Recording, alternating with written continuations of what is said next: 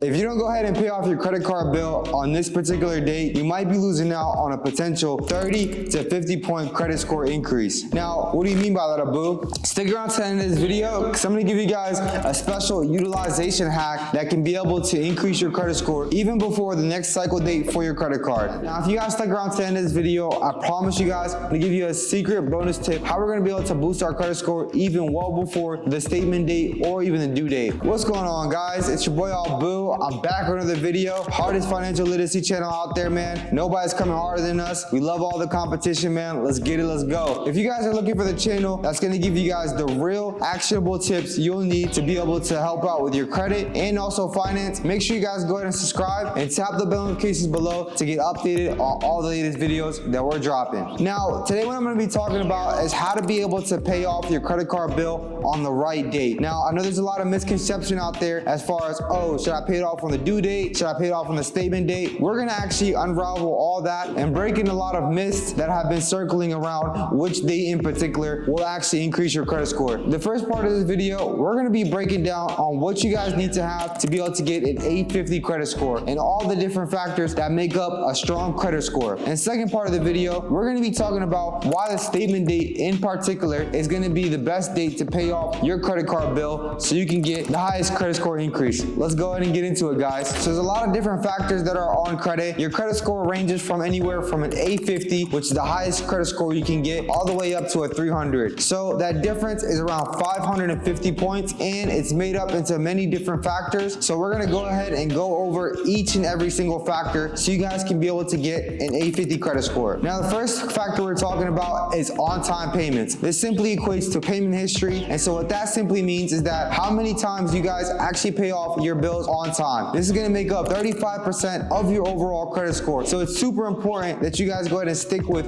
as many payments as possible, and making sure you guys have as many positive payments as possible is going to significantly have your credit score increase and also maintain a very strong credit score. So with that being said, the next factor is actually utilization. Now, what utilization simply means is the amount that you've used your credit compared to the available credit that you have. If you've used $1,000 and your total credit limit is around $10,000, so your credit utilization is actually going to be around 10%. So that's going to be a huge factor. It's around 30% of your overall credit score. And so making sure you guys go ahead and pay off your bills on time and on the statement date to be able to reflect for the credit bureaus is going to be the best to be able to have a high credit score. Now, there's a couple of more factors. The next factor we're going to talk about is length of credit history. So length of credit history is worth around 15% of your overall credit score. And it's going to be determined by your oldest credit card account. So making sure that you guys never close your oldest credit card account is going to be super helpful because it's going to help you guys stay intact and have the longest length of credit history. Now, the next factor is actually called credit mix. And so this is about 10% of your overall credit score.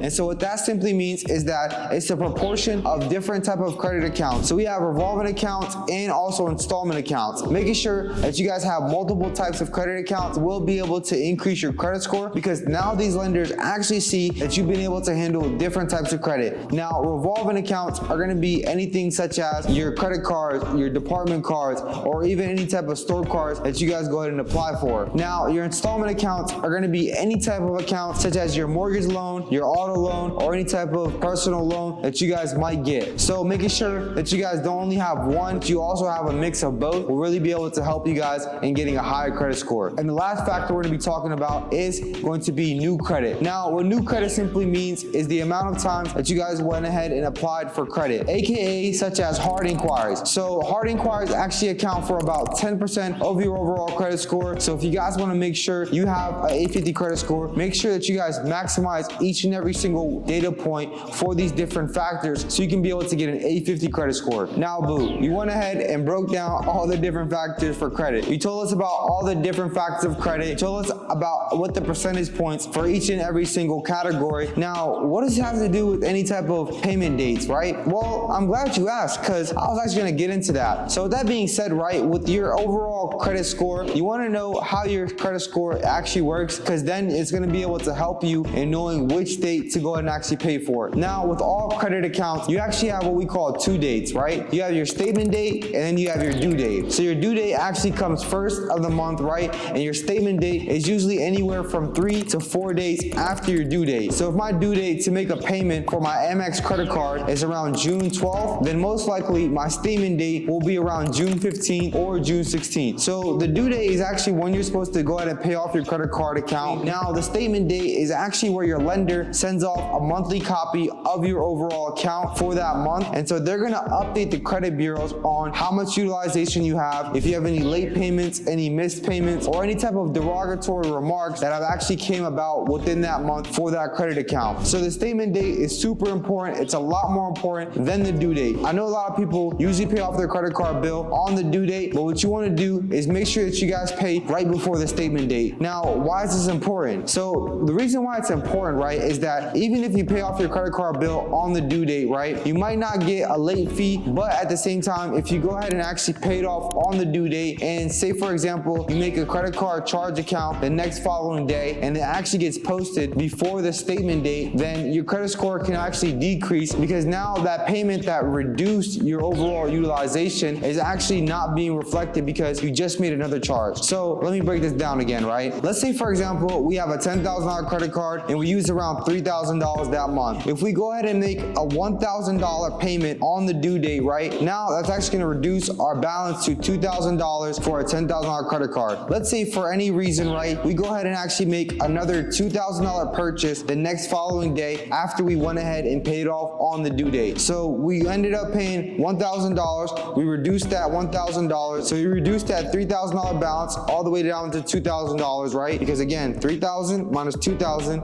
is equals 1,000, which was the payment. And then that next following day, we actually make another $2,000 payment. So what happens is that $2,000 ends up becoming $4,000 overall credit used, right? So now instead of reporting a $2,000 balance, the credit bureaus will actually go ahead and report a $4,000 balance. So keep in mind, as long as that charge you made right after the due date gets posted before the statement date, now the credit bureaus will actually update the credit report to a $4,000 balance instead of a $2,000 balance. So what you just did right there is increase your utilization. So initially, if you didn't make that charge, you would have only had a $2,000 balance, which equates to around 20% utilization. Now, if you went ahead and made that charge and now your balance is actually being reported as $4,000, then what happens is your credit report is actually going to show a 40% utilization. Now, utilization percentage for $4,000 divided by $10,000 is around 40%. So that's actually going to go ahead and increase your credit score, because now you actually spent more on your credit account. We like to make sure that we're paying our credit card bill on the actual statement date, because once you guys go ahead and pay it off on the statement date, that's the balance that's going to be reflected to the credit bureaus. Now with utilization, I highly recommend that you guys have below a 10% utilization. So oftentimes people will tell you, oh, just only keep it at 30%, you'll be fine. Well, I actually recommend that you guys keep it below a 10% utilization, because this is going to significantly increase your overall credit score. Because again, so the lower your utilization, the better your credit score is going to be. So as long as you make that payment on the statement date or a day before, you guys will have that same balance you just paid off being able to be reflected to the credit bureaus. So this is going to significantly help you guys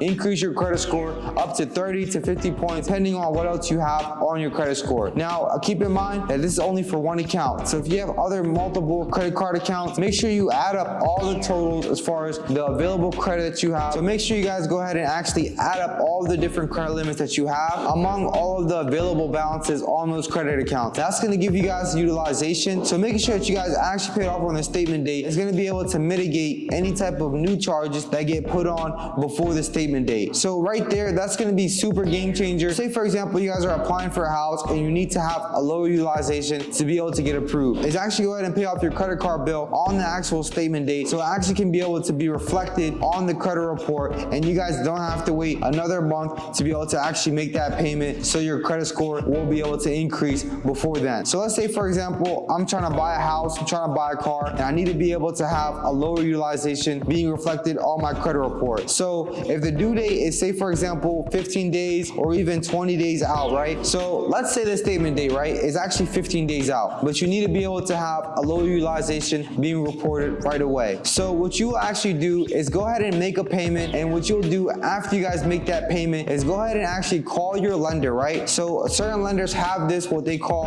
an off-cycle credit report. So what that simply means is that the lender will actually go ahead and send over an updated copy copy of your credit report ahead of the statement date before it even reaches to that point. They'll send an updated credit report with that new balance to the credit bureaus so they can be able to actually have that reflected, and instead of waiting until the actual statement date, you can be able to have a lower utilization reflected right away. Now, not all lenders do this, only certain lenders do. This is a really great tactic that I use, especially if I have clients or even myself. I'm trying to get a home or even an auto loan and they want to be able to see a lower utilization. I'll go ahead and make that payment ahead of the statement date and go ahead and call my lender and go ahead and send an updated copy of my credit report to the credit bureau so they get updated well before the statement date. Now, you might need to be able to get a manager whenever you guys do talk to these lenders, because a lot of times when you're mentioning an off-cycle credit report, certain representatives, they don't really know what that means. So making sure you explain yourself well and clearly is really going to be able to help you guys be successful in getting that off-cycle credit report. So I really hope this video is helpful. I really try to drop as many videos as possible. We're going harder than ever. I'm going to get you guys a lot more game. Make sure you guys go ahead and share this with at least 5 of your friends so you guys can each grow together along your credit journey. If you guys found this video helpful, make sure you guys go ahead and subscribe